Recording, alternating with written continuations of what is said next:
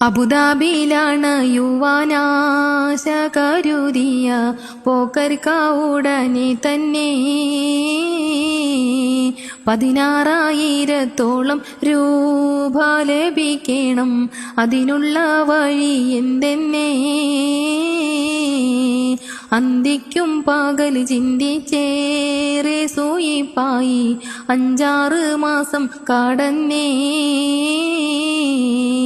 അന്തം വിട്ടാളെ പോലെ വീട്ടിലിരിക്കുമ്പോൾ ആരംഭമാണവി വന്നേ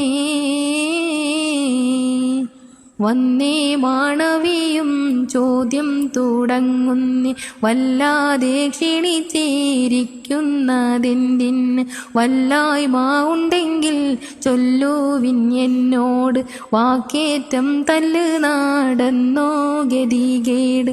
തങ്കമൂകം വാടി കാണാൻ എനിക്കൊട്ടും താക്കത്തതില്ലല്ലോ കരളെ തടിക്കൊട്ടും. സങ്കേടം തെല്ലും മനസ്സിൽ കരുതണ്ട, സംഭവം ചൊല്ലുവാനൊട്ടും മടിയണ്ട എന്ന് പറഞ്ഞ് പെണ്ണൊന്ന് സോപ്പിട്ട് മനമാറിയാതെ വലഞ്ഞ് പോക്കരാതിൽപ്പെട്ട്.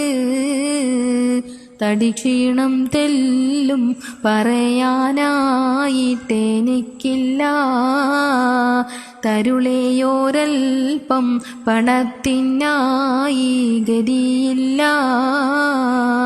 അത് കേട്ട് ബീവിയും ചോദിക്കുന്നു അന്നേരത്ത്, അല്ല ഇപ്പോഴെന്ത് കാര്യത്തോടാണോ ഹാജത്ത്? എനിക്ക് പോണം അബുദാബിക്ക്, മരിച്ചു പോകും അതിനിടയ്ക്ക്. കണക്കില്ലാതെ ജനങ്ങൾ ചെന്ന് കനത്ത പൊന്നും പണം വരുന്നേ. കടന്ന് ചെന്നാൽ കനകക്കട്ട കഴിയും പോലെ കയറ്റിക്കൂട്ടാം. മടങ്ങി വന്നാൽ പ്രമാണിയെന്ന് മടി കൂടാതെ പറയും എന്നെ.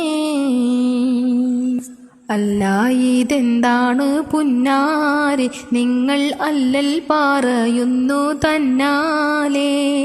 ഇല്ല പണം യാത്ര ചെയ്യാൻ, ഇത് എല്ലാം ഇലാഹിൻ വിധിയാണേ. അല്ല ഇതെന്താണ് പുന്നാരെ, നിങ്ങൾ അല്ലൽ പറയുന്നു തന്നാലേ? ഇല്ല പണം യാത്ര ചെയ്യാൻ, ഇത് എല്ലാം ഇലാഹിൻ വിധിയാണേ. ആശ മനസ്സിനൊഴിച്ചോളി, നേശക്കനിയാളെ കഞ്ഞി കുടിച്ചോളി.